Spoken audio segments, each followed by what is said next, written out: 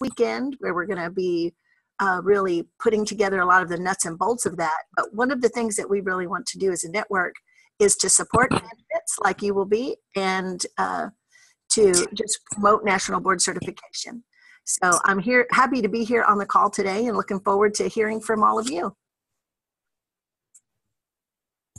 Thanks. And I have started recording so that you all are aware. Our goals for our webinar is just to learn a little bit more about why you may want to certify, to understand the process, to get acquainted with the website if you're having any problem navigating that, and where you can find some resources to help. And also, we'll have time for people to ask specific questions too. Here's some noise. If you're not muted, if you don't mind to go ahead and mute your sound, that would help us with some background distraction.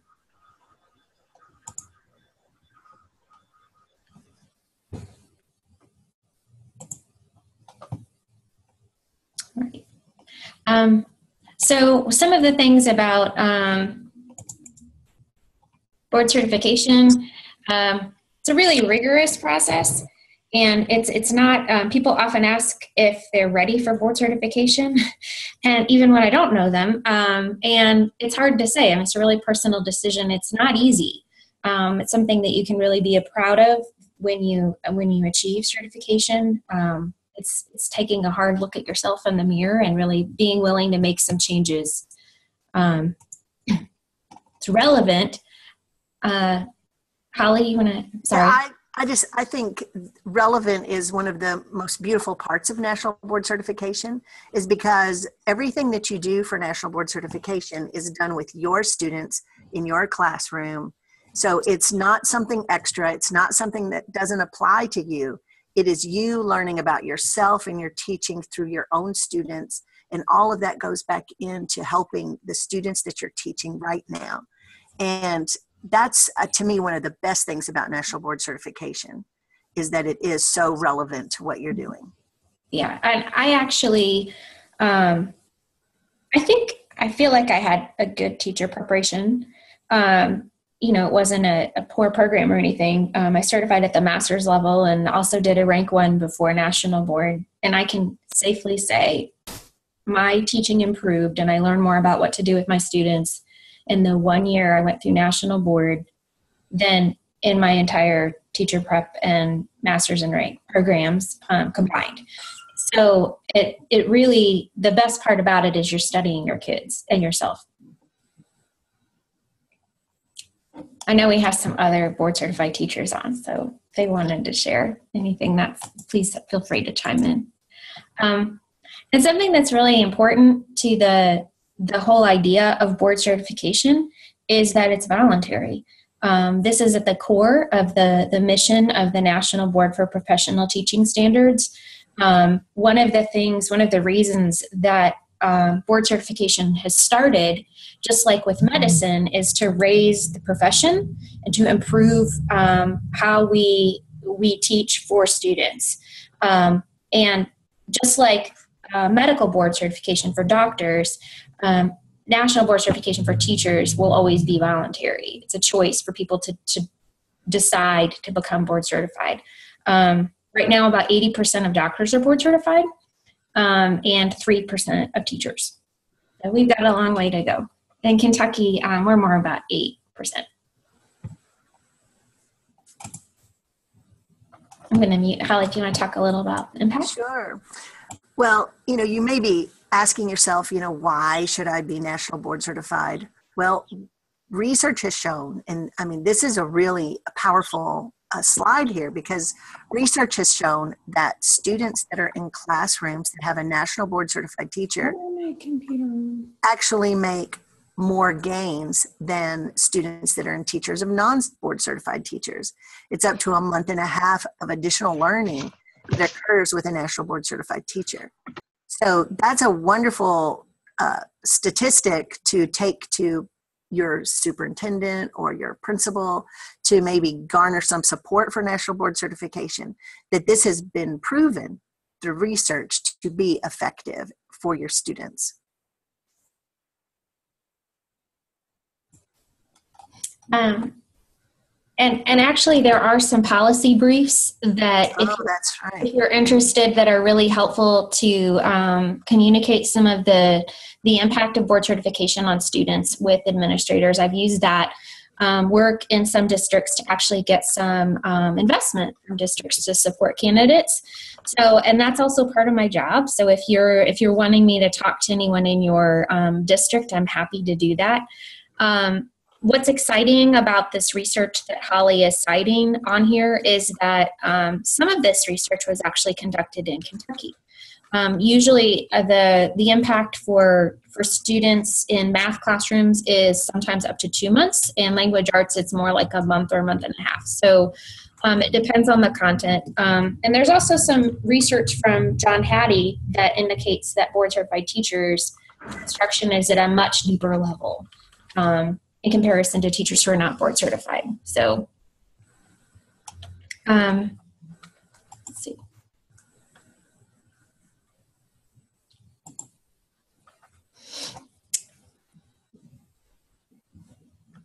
There's a question in the chat box. It says, do you have to finish in 1 year, and is it possible?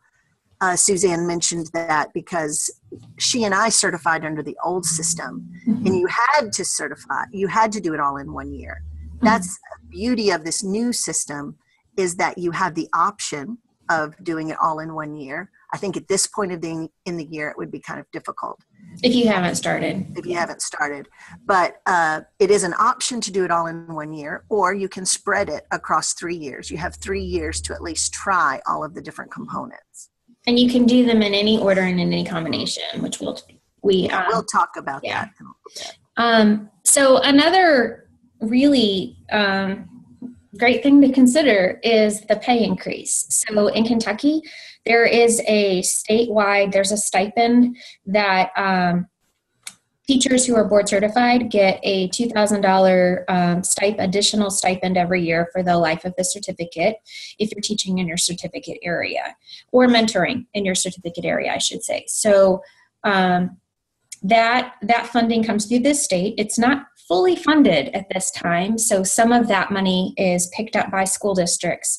And some school districts chip in extra money on top of that. So my school district actually gives me another $500 a year. And then if you have a rank 2, then you can get your rank 1, a permanent rank change when you board certify.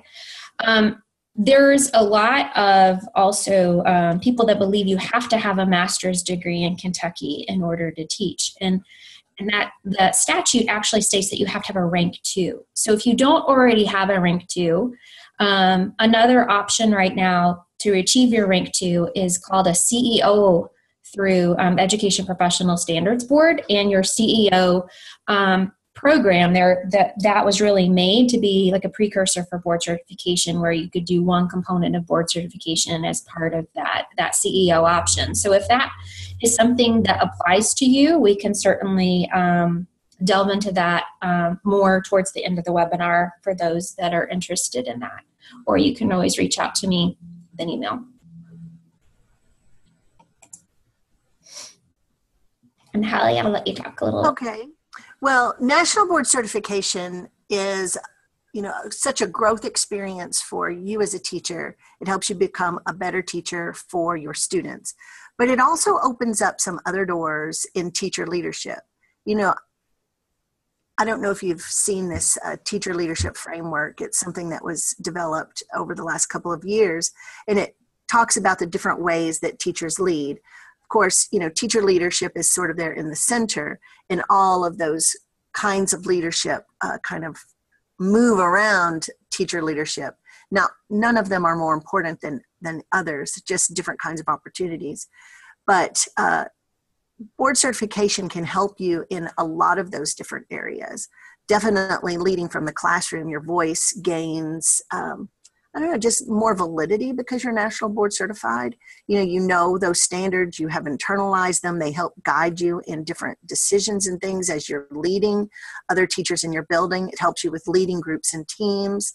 It gives you more common language to discuss teaching so that your teacher voice is kind of amplified, because you've got other national board certified teachers with you. Also, it just connecting to that community, all of those things. I feel like national board certification really opened up a lot of doors for me.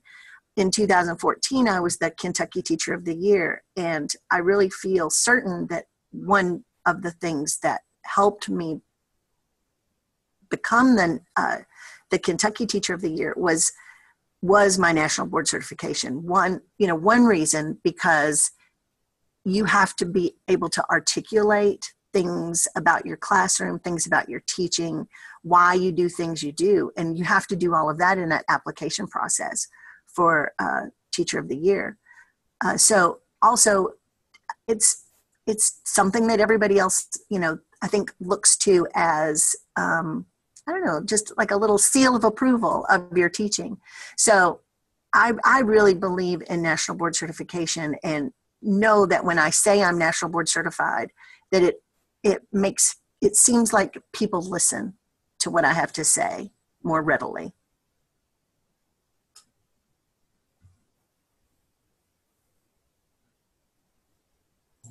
We've got some really great questions popping up in the chat box. So if we don't see your question or get to it right away, please don't hesitate to nudge us and ask again. I know we have some specific questions about teaching in this specific area. And I'm happy to, again, get into some of those specifics if we don't reach, towards the end when some of those questions may not be applicable for everybody.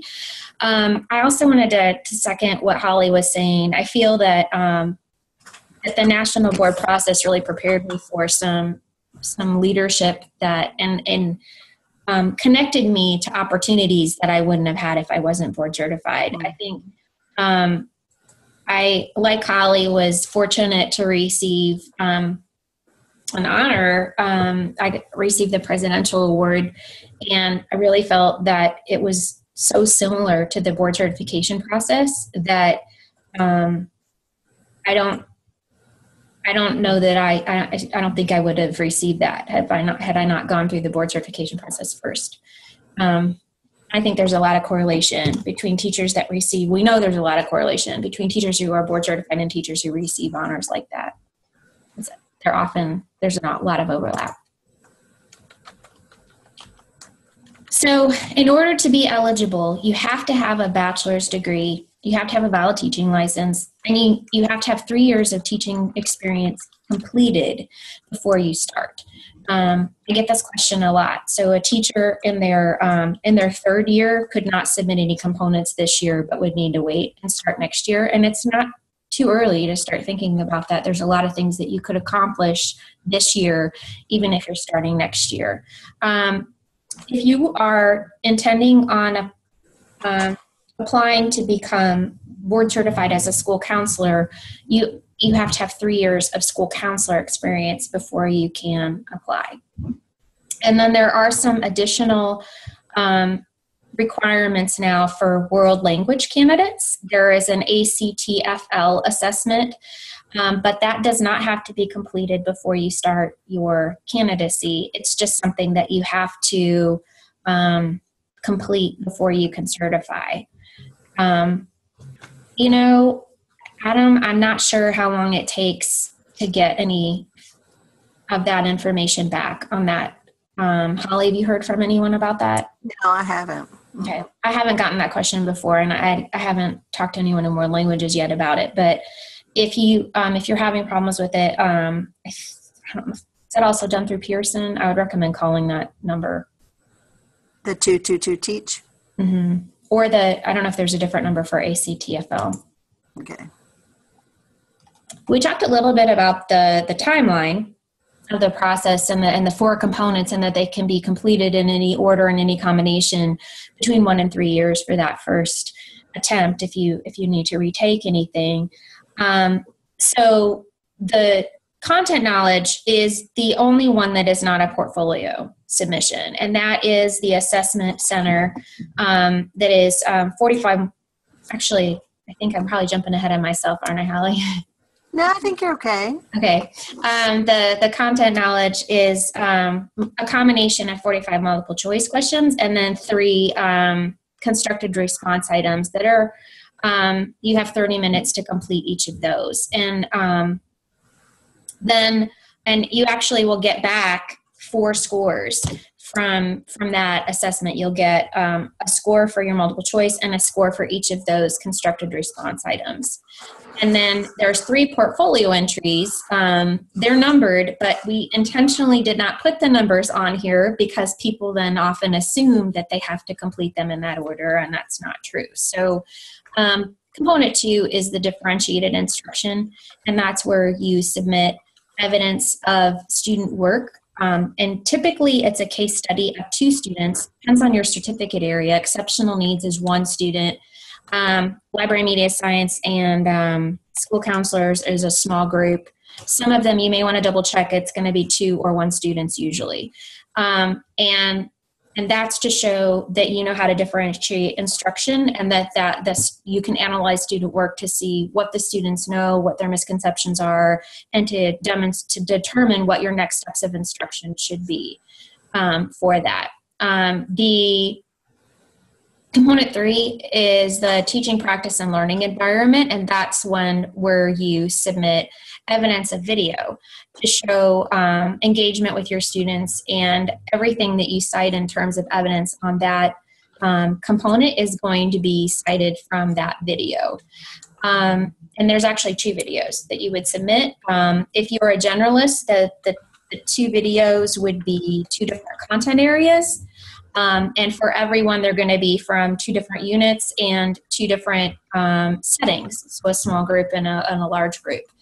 And then we're getting a lot of questions in the chat box about component 4. I'm happy to talk about that in a little more detail. I think we have some slides about each one in a minute. But the effective and reflective practice is the new components that's released this year, and it's the one that changed the most since Holly and I went through the old process. So that's one of the reasons we're getting so many questions about it, is because the people that went through it before, we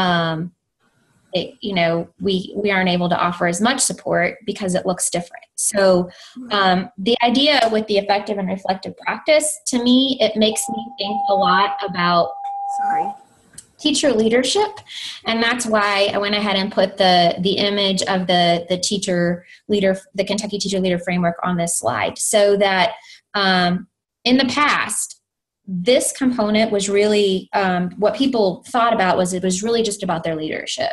So in the past, you just talked about what you did to lead, learn, and collaborate, and then how did that impact students. And what I think is so smart about what National Board did in this revision is they realized that teacher leadership first needs to be driven by student need. So first, before you consider how you lead, learn, and collaborate, they're going to ask you to do some intensive assessment analysis with your students of formative and summative assessments, and it includes some self-evaluation from 3 students. So when you do that analysis, you'll determine what the needs are of your class, and then you're going to make some decisions about how you lead, learn, and collaborate to address that need. And that's where you're going to then start looking at the impact that has on your students or doesn't, and how you know. So there's some real specific guidance in terms of how does that are you including the community members? Are you including parents? Are you including colleagues?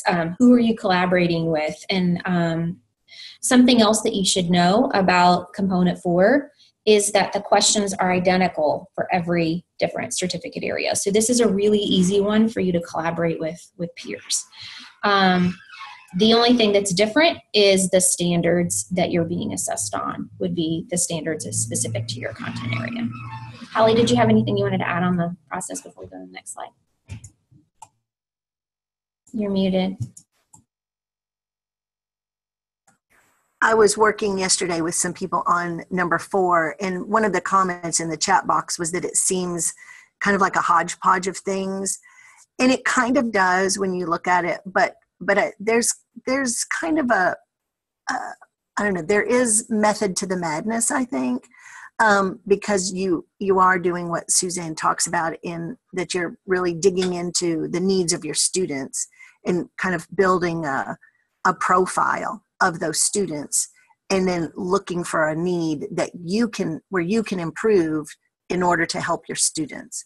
So I think there's some really good stuff in there. And there are, it reminded me more of the old 4 than I thought it would as I got into it, because that was really about looking at yourself through a lot of different lenses of leadership in the old number 4. So I think it's going to be a good one. I think it is just kind of hard to get your mind wrapped around it in the beginning. Yeah. Thanks for that connection. And there was something else I was going to say, and I've completely forgotten. I'm sure that I will come back to. Oh, I know what I was going to tell you all. The internal name for component 4, I think, is helpful to keep in mind as you're working on that. So the teachers that made that revision, one of the things that Holly and I did not cover at the beginning of this webinar is that the beauty of board certification and the National Board for Professional Teaching Standards is that it is by teachers for teachers. And that's another important part of their mission. So over half of the board of directors of National Board is National Board Certified Teachers. The current president and CEO is a board certified teacher. The standards are written and revised by board certified teachers, and all of the assessments, everything that you do is scored by current board certified teachers. And actually, I am a current board certified teacher, but I'm not currently teaching full time, so I cannot score anyone's assessments because I'm not in the classroom right now. So it's even more of a tight connection to that work. But the internal name from the people that did that revision and the people that work at National Board is knowing your students, which just speaks so much to the relevance of this work. But it's really important for you to think about how you know your students and what you're going to do to know them better, and how knowing your students is going to really drive your instruction. So we have talked about this timeline a little. But one of the things that I think people get a little confused about is this annual cycle. So every year that you are an active candidate, you have to register. Registration includes a $75 fee. And most of you, if not all of you, have already registered, because I did not send this invitation to people that hadn't registered yet. So you probably have registered. And you are expected to pay for your components, of course, every year. Those deadlines typically fall at the end of January. Sometimes they're extended into February. And you have to submit your components. So you'll submit whatever you purchase in the spring, in May or June, depending on which components that is, and take your assessment. And then by the following December, in December is when you'll receive your scores for the previous submission. So then you can, if you're taking multiple years, then your registration fees will be due by, and you have to pay for your components in January again, and then you'll submit them and then get the feedback in December. So that's the flow of that timeline.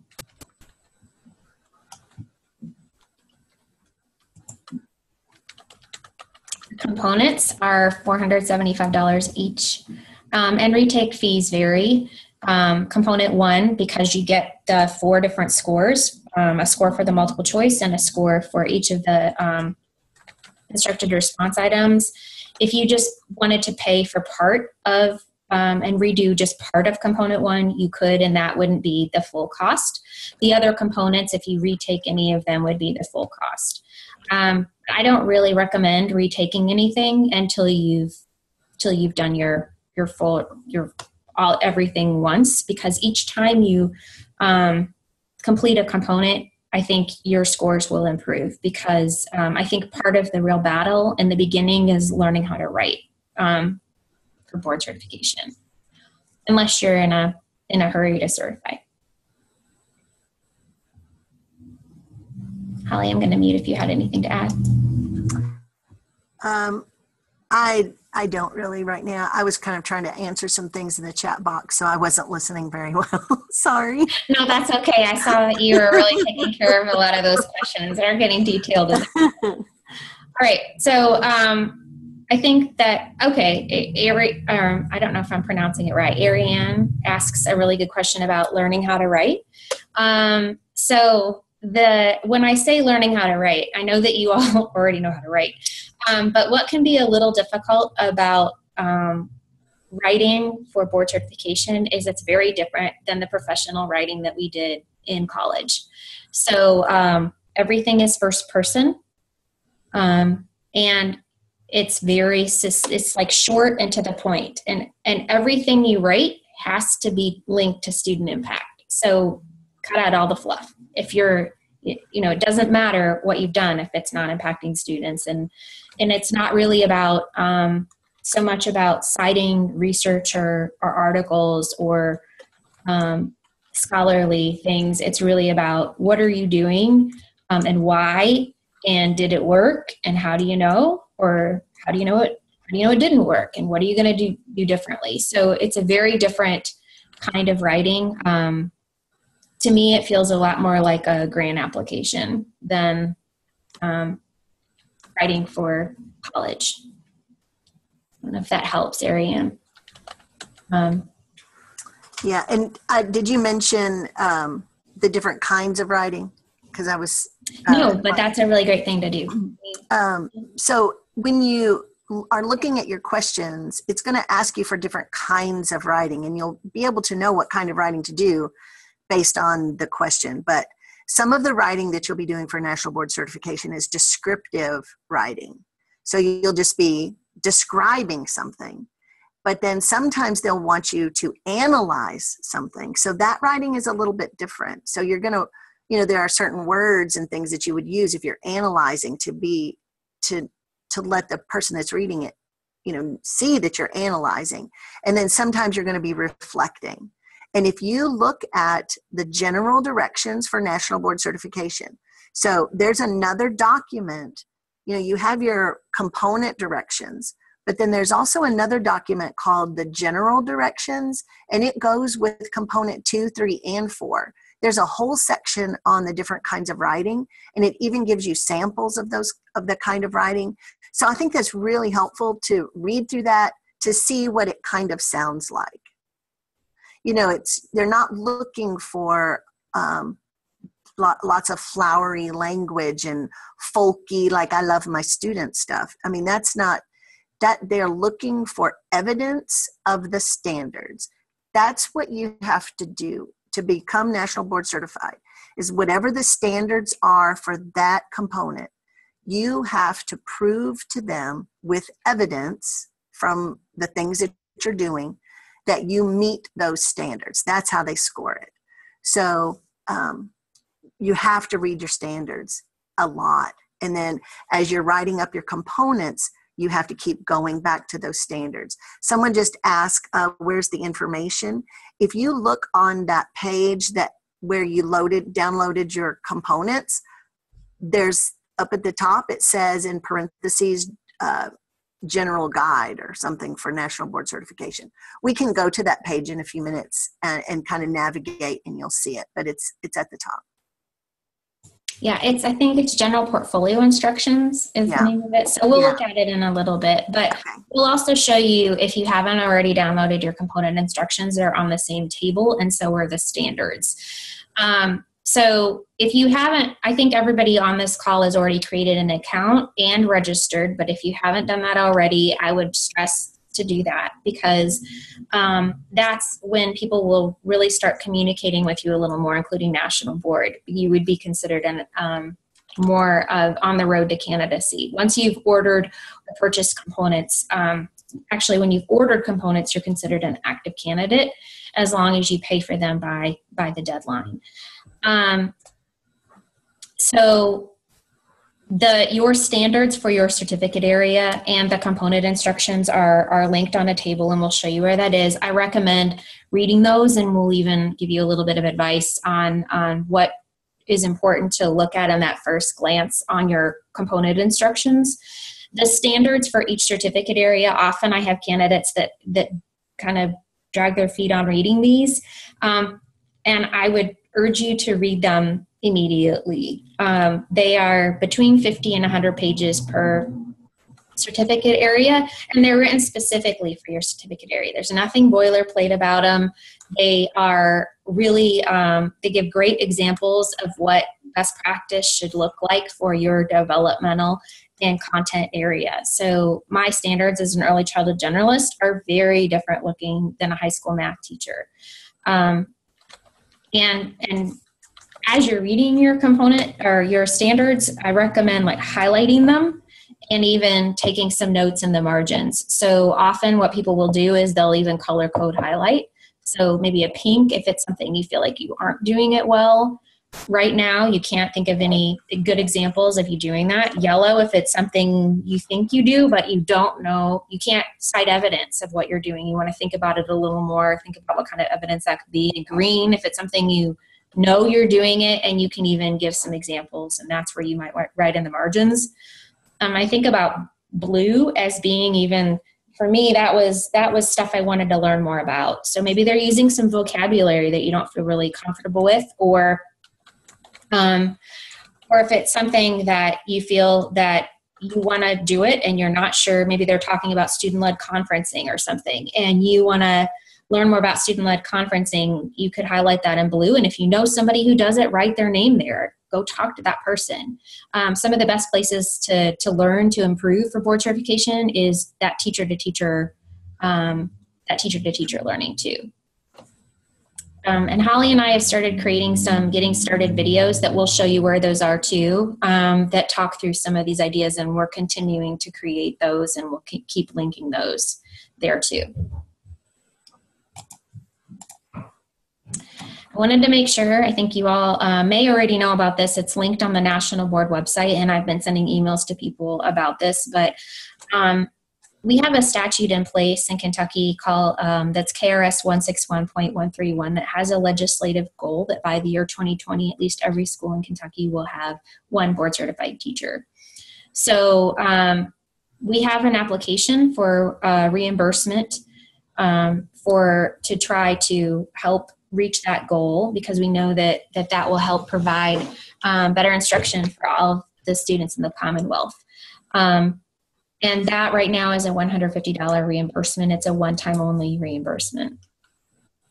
I also want to stress, if this is an opportunity, there's a new opportunity that I haven't even created a slide for yet. I should mention that incentive is for people who are in schools that don't already have an MBCT. And that there is a new opportunity. I don't even have a slide for it yet, because we are still getting official language from the Kentucky Department of Education about a new opportunity that will be sent to specifically to candidates that are teachers of color. And because there is another statute, I believe it's KRS 161.165, that is a statute that is the recruitment of minority teachers into the profession.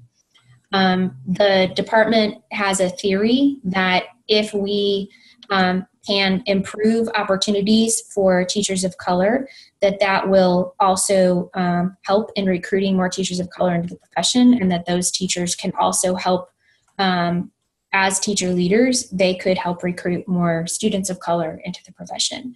So the Kentucky Department of Education will be fully scholarshiping all candidates of color this year and next year. I don't know how long that opportunity will be funded.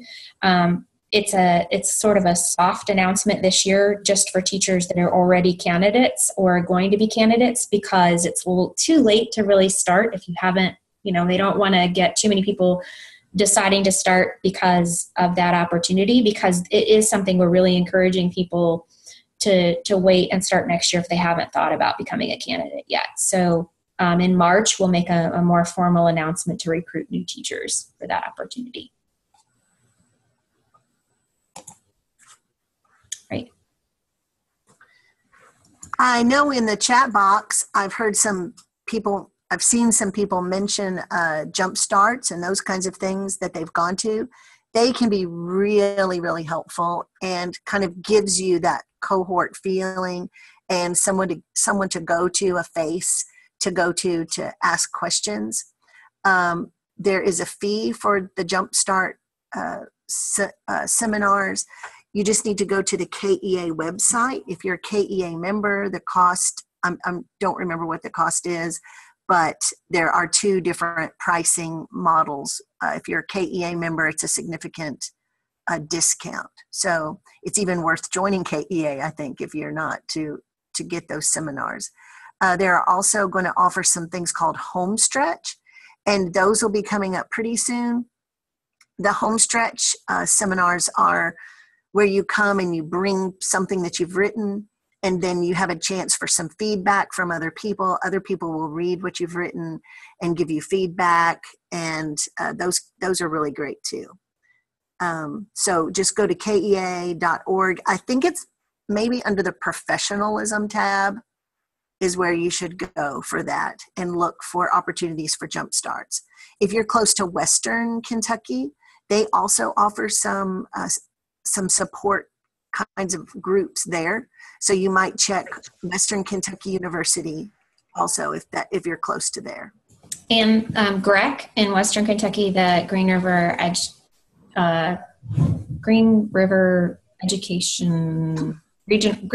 Regional Educational Cooperative also is providing a lot of free candidate support this year.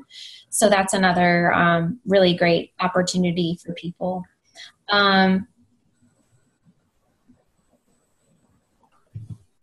right, so I think I've got one more slide here that is just some emails, and then we're going to do some live screen sharing and walk through where to find some things and answer some more specific questions.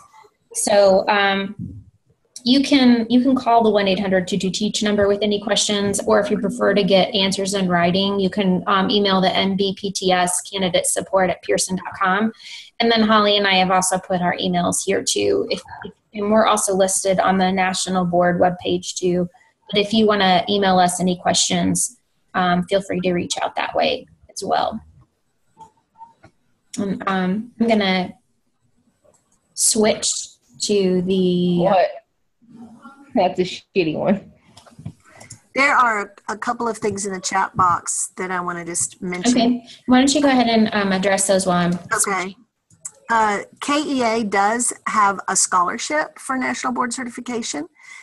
So I'm in First District, so First District awards some scholarships that are specifically for National Board Certification, also like for master's degrees and those kinds of things. So check, if you're a KEA member, be sure and check on those scholarships that are available through your district office.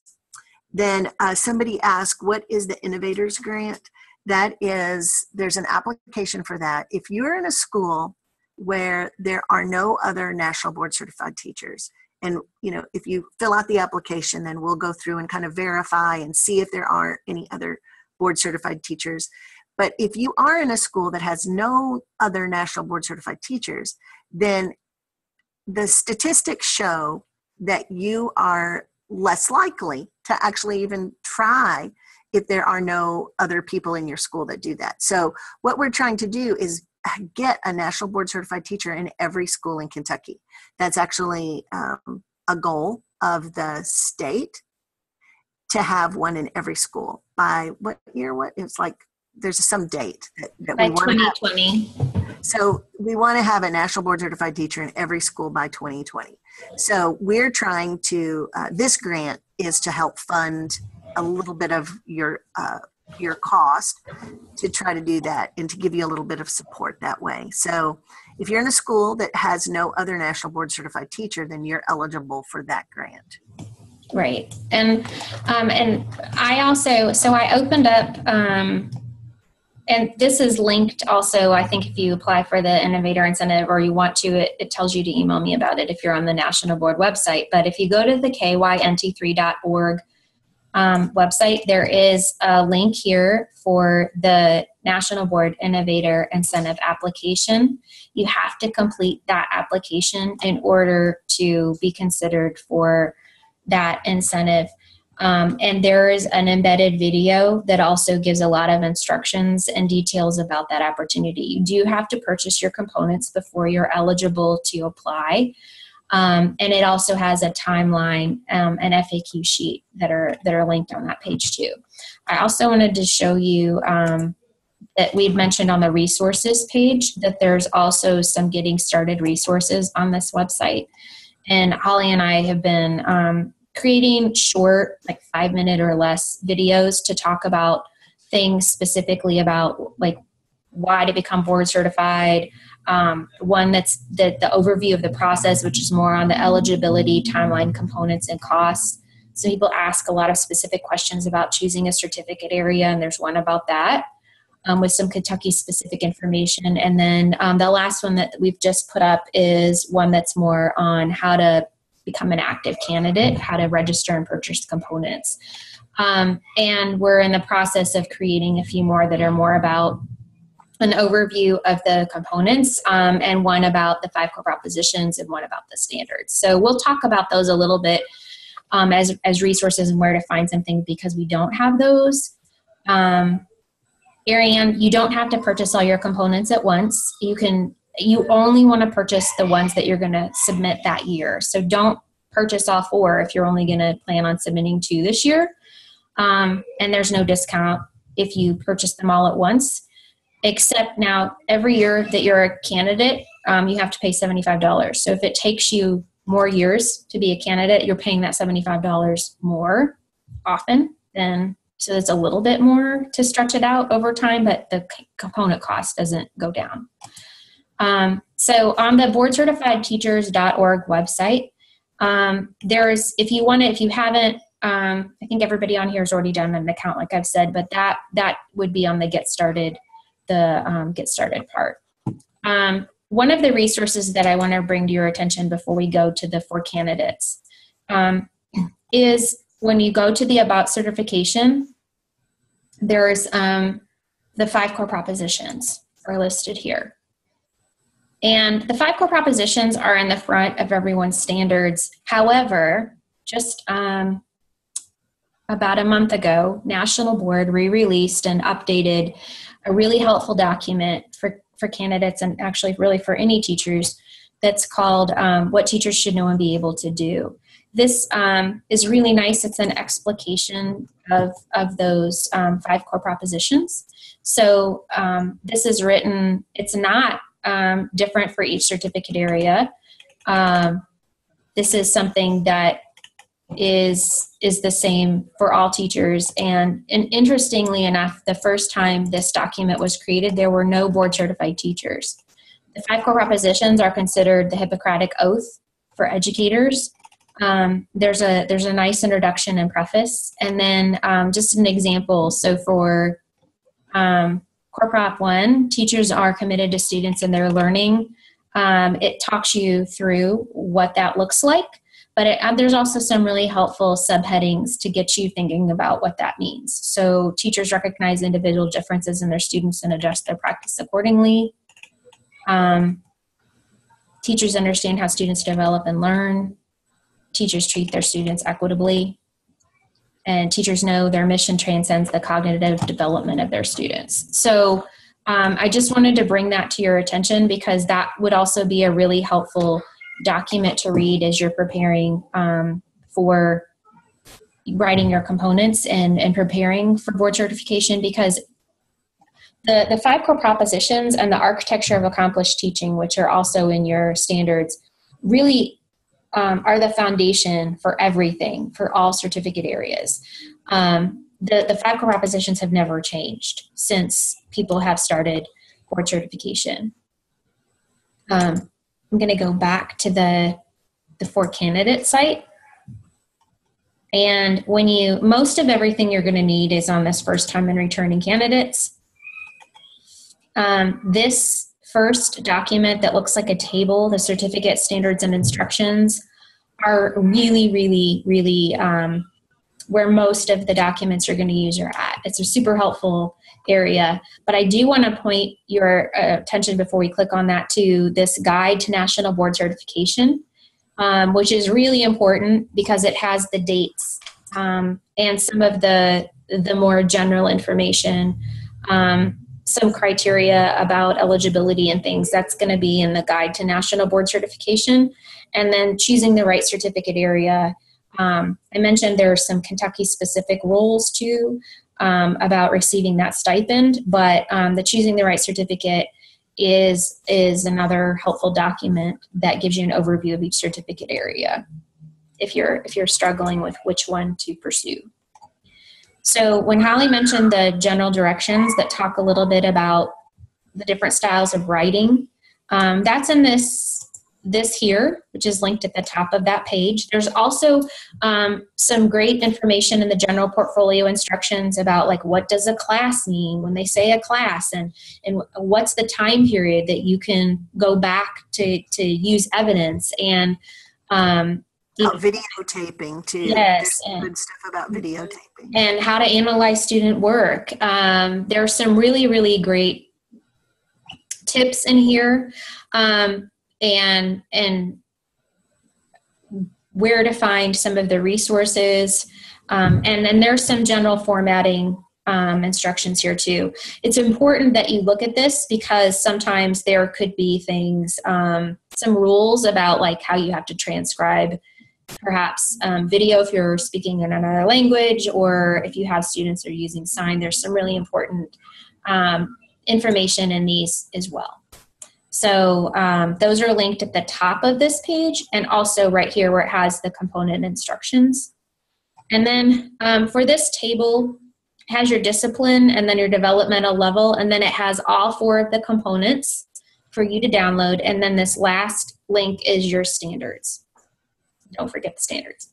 So I think for any certificate area, it doesn't matter which one you pick. I'm going to just randomly pick component 1. Component 1 instructions, download right away. The other 3 are zip files. So when you look at component 1, for this, anyone who's reading component 1, you'll have an overview of the assessment, and then you also have some released items for both. So when you're looking at this overview, it's going to tell you what you're expected to do. This table is really, really helpful for the multiple choice. So it's going to tell you, excuse me, I scrolled up a little too fast.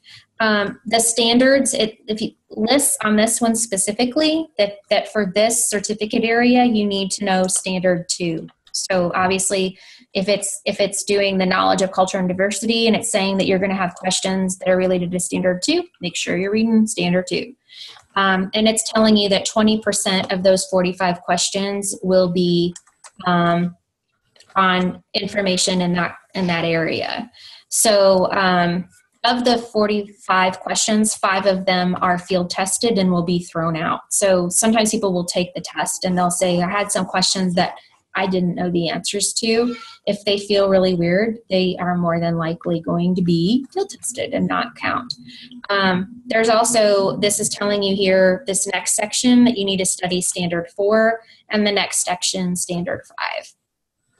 And then the last one, standard 7. So it's, again, telling you exactly what standards you need to know. Then it will tell you for exercise 1, it gives you exactly what you need, what you're going to be asked to do in that exercise. And then exercise 2 and 3, those are each your 30-minute constructed response items. And then it even has, after that, the released items, some released items for multiple choice and released items for the constructed response. So the other 3 components follow the same flow when you go into trying to read those instructions. So again, I said this would be a zip file. And the file, within that zip file, that there's a lot of forms that are part of those zip files. that you'll need to complete, but that's not going to be where your directions are. The directions are your PDF.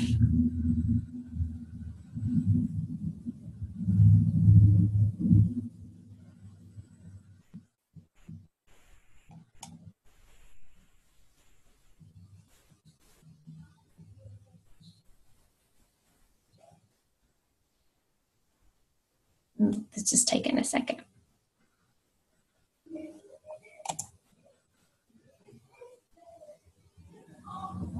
While that's downloading, there was a question in the chat box about the standards, and it can be kind of confusing sometimes, but when we talk about standards in national board certification, we're talking about teaching standards, and those teaching standards are based around those 5 core propositions about knowing your students and being members of learning communities and those kinds of things.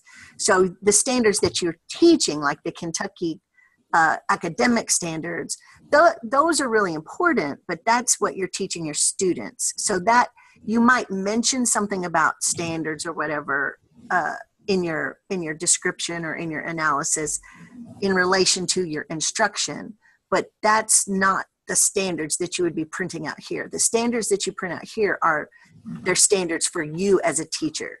So it's the things that you need to be doing, not what your students are doing. Mm-hmm. Okay, thanks, Holly, for that clarification.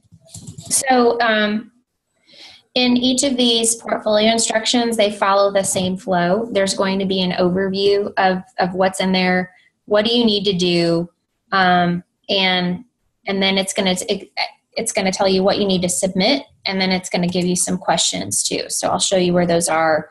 So the overview first, it just gives you a big idea of what this assessment is. And you notice on this one, the standards that this certificate area is assessed on is 1, 2, 4, 5, 6, and 10 for this specific certificate area. But each one is different. So make sure that you obviously look at the ones for your certificate area.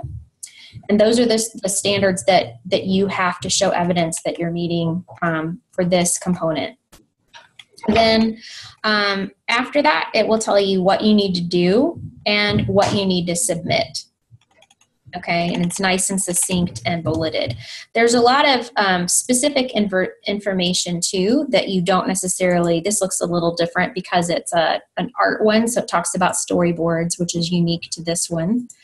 But then afterward, it has, when you compose your written commentary, all of this information that is in italics are the specific questions that you are expected to answer. You don't have to print those questions in your commentary, but those are the things that you have to answer in your commentary. So those questions, and then it tells you, of course, like how much, what the page length is for those. Most of the components are 12 pages. And there's a lot of really specific information about formatting and forms. But something I wanted to also bring your attention to at the end is the scoring rubric. So for a level 4, which is the highest that you can achieve, or 4.25, to achieve a level 4, you have to have clear, consistent, and convincing evidence. The level 3 is clear evidence. So level 3 would be considered accomplished. I'm going to mute. Holly, was there anything else on the website that we should show? Well, no, I don't think so. I think that's kind of the basics there. Okay. Since we have kind of a mixed group of, doing different things. Right. Sorry. Got my travel. It just came up. Go back to the website. There we go. All right.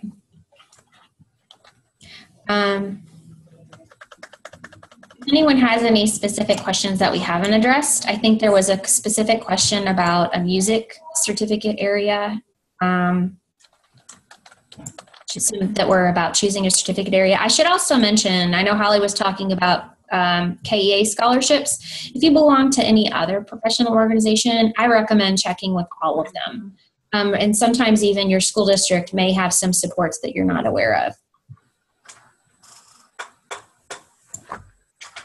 Yeah, do check with your school. Some schools offer some release days or other kinds of support. Mm-hmm. I'm going to stop sharing for a little bit. I can share again if there's other questions that come up that we need to go to the website.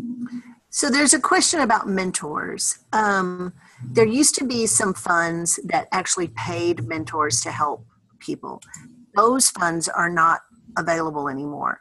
KEA has picked up some, they're trying to do some cohorts of mentoring that you would pay a fee to belong to that cohort. Otherwise, you can find people in your area that are willing to read. You can reach out to me and I can't help everyone, really with intensely, but I can definitely answer questions and we'll be happy to read things as much as I can. Look for other National Board Certified teachers in your area also for help. Suzanne, anything on that? If you didn't mention it too, I know some districts provide mentors, but if yours does, you probably are aware of that. We are hoping too that we will have some support that can also be a little more organized from the existing NBCTs in the state when our network gets more fully formed and functioning. And in the meantime, if you have supports that you need and you don't have a mentor, you don't have access to a mentor, if we know what kind of focus you all would like for that support, just let us know, because we can also do more of these virtual meetings. Yeah. And they could be less of us presenting and more of people asking questions, and we could group those and advertise those to people that may be interested. Does that sound interesting to people? Would you like some virtual meetings like this around your component? Like some time to come together to ask questions? Let us know in the chat box if that's something that sounds interesting. Okay. I did some of this help for a district last year that had a bunch of teachers that were doing component 1 and component 2, and they didn't have any board certified teachers in their district. So it was really hard to get, they were really remote. It was hard to get them some candidate support. I know that, again, for that opportunity for teachers of color, that will come with some support as well. That's being provided, mentors being provided through the department. If that is something that any of you would qualify for, don't hesitate to reach out to me and I'll make sure you get connected to the right people. You don't have to wait for an invitation to come through National Board. Our data that we have access to does not tell us any of those demographics. And I was going to also, I'm sorry, Holly, go ahead. Somebody asked about exemplars of the components. Mm-hmm. There were never exemplars of the old components, so I doubt if any exemplars would be published of the new components. There are some, resources in your general guidelines, those general directions that give a little sample anyway of the kind of writing that you're supposed to do. Mm-hmm. And if we did one that was focused a little more on writing, we could get into some of that. Right. Someone had asked in the chat box something about which component to start with, and that they had gotten some advice on not to start with component 1. I have heard lots of answers to that question. I've known people that have done component 1 first, and have been really happy with that decision. So I think it's a really personal decision. There are those that feel like if you do it last, then all of the work that you've done on your components, your portfolio components, will help you prepare for component 1. There are some certificate areas where component 1 or the assessment is really just content. I helped some math teachers last year prepare, some middle school and high school math teachers prepare for component 1, and I was really surprised that there were not as many questions that were scenario based about like misconceptions and how would you teach this. It was more about just solving math and demonstrating that you really knew the connections of the content yourself. So that's something else to consider. It's not the same for every certificate area. The younger students you teach, I believe, the more it's about pedagogy. Right. And then the older, it's more about content. So some people have test anxiety, and getting it done first is really good, because then if you have test anxiety, you can see how you did. And again, with component 1, you only have to redo parts of it. It's weighted pretty heavy. So it's nice to know how you've done on it, but so there's arguments for doing it early. There's arguments for doing it late. I think just do what makes the most sense for you. We didn't talk about the weighting, but I can address that. Trying to think, Holly, that resource is called the assessment center. I think it's where it has I think that's where the weights are, or maybe it's in the general guide. I think it tells in the general guide. Okay. We haven't made a video about that yet, but no. In general, the assessment center is like 30-ish. It's 40. 40%. The assessment center is 40, and the portfolio components make up the other 60%. Component 3, which is the one with the videotape, is weighted twice as much as the other two. So it's 30% of the overall, or half of the portfolio ones. And then the other two are 15% of your overall score. And there is something called a floor score, which confuses some people. So the floor score is a 1.75 out of 4. And with the floor score, you have to get above your floor score on your assessment center, and you have to get above your floor score on all of your portfolios averaged. It's okay if something is below, like let's say component 2 is a little below your floor score, but then the other ones really bring your score up. But the floor score is really just to make sure that nobody is certifying and doesn't have below that minimum score either in their content or portfolio area, that one area is not really lifting everything up above what they consider to be unacceptable as a floor.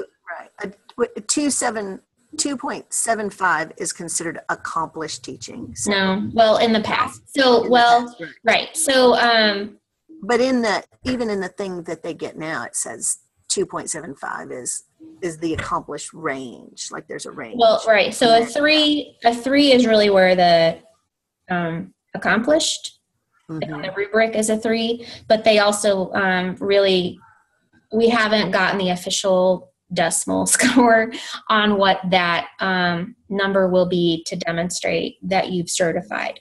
In the past, it was a 2.75, and we expect it to be that or really close to that, but that number will come officially from Pearson after that's normed with the new process. So I would expect it to be. Can't be like firm until people are doing 4 for the first time. So after these scores come out, but.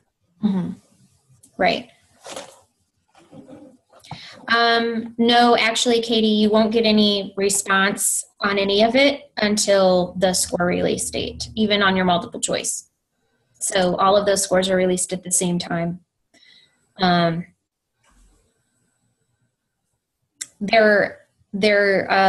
component 1, there's also like I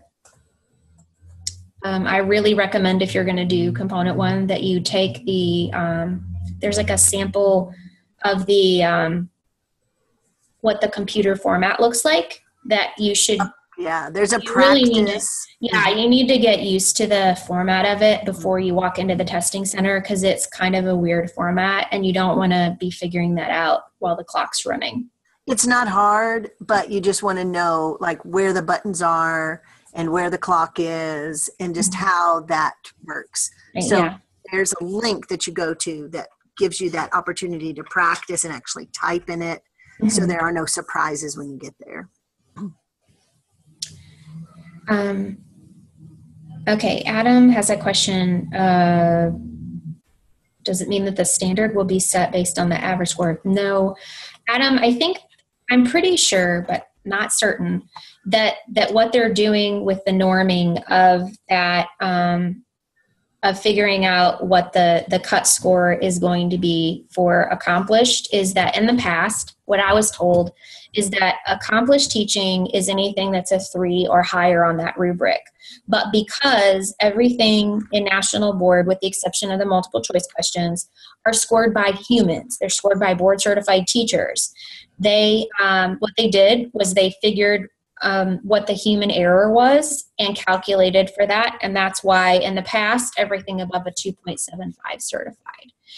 So I think what they're looking for, but I'm not certain, is they are calculating for that human error to make sure they're updating that number and making sure to allow for human error before they figure out how close to a 3 you have to be to certify.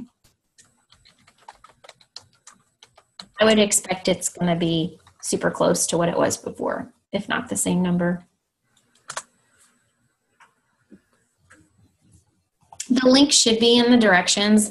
It's a program called Pearson Vue, V-U-E, and you would download that specifically for the national board work. And it's not going to give you the kind of questions that you would have when you go in to certify. The questions are not at all the same content, but it just gives you a flow of what that is going to look like and how to navigate the page. And then for questions that look similar to yours, that you have those in your instructions. Some people have also recommended they've purchased things like study cards or study guides online. I've never used those, so I don't know. I found for myself the best studying was done by looking at what I was expected to know and then going to the teachers who I knew who were expert in that area and just asking them for advice. So for example, because I was an early childhood generalist, I was teaching preschool, and I was assessed for content up through 3rd grade. And I had never taught anything above kindergarten. So I was really nervous about getting tested on 1st, 2nd, and 3rd grade. And I knew I would be.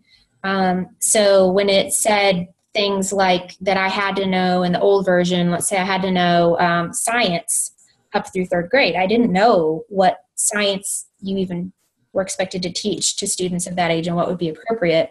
So I asked the best 1st grade teacher, 2nd grade teacher, and 3rd grade teacher, what are the science concepts that you teach your students and what are your favorite lessons? And if I had time, I observed in their classrooms too, or what's a good book I could read to learn more about how to teach reading and writing at this age. Or there was something about math misconceptions. So I'd say, what are the misconceptions that you usually see in your students and how do you address it? And that really helped me prepare. Right. I did a lot of those same things. Getting with other people that are taking the assessment and kind of dividing that job up is really effective too. If you know anyone else that's going to be taking component 1, and you can create kind of a little study team. But I gathered up textbooks and things like that of the things that I didn't teach so that I could see what it would be like. And I looked at the national standards for like science and math, because those are kind of broken down into grade bands too. And that was really helpful. Yes, and even if you're working with someone else, it helps. But even if you don't have anyone else to study with, another really good strategy is to brain dump what things you think might be on there, and to just make a list of everything that you think you could be asked, and to time yourself.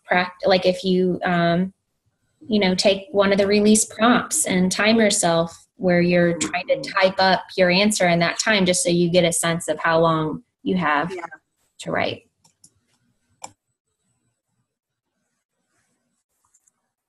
All right. I know that it's well past time, but I'm not in a hurry. So if there's people that still have questions, feel free to either grab the mic or type those in the chat box. I can stop recording if there's questions people don't want to ask on the recording.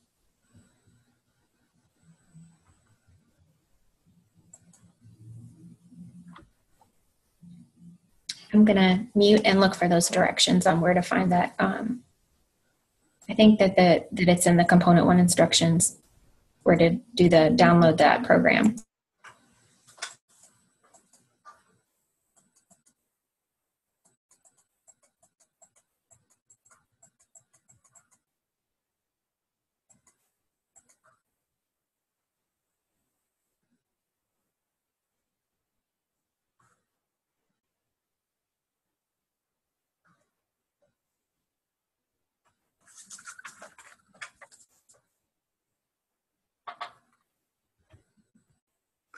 Someone had asked earlier about a world language mentor or someone they could talk to about that. I know we have some world language certified, national board certified teachers. I can try to check on that. I was kind of just looking back through the questions to see if there were things we did not answer.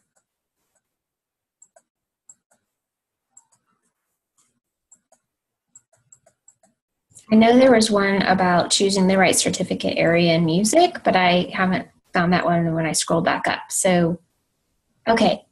Was that from Alfredo or is that from someone else? Or no, Greta? Yeah. Thanks everybody for attending. I know this is a day off of school for everybody, so if you have to hop off, thanks so much. Yeah, it was nice chatting with you all. And please, Greta, could you let us know what your question was again? I'm sorry. Yeah, I'm sorry. Yeah, don't hesitate to reach out if you have questions later.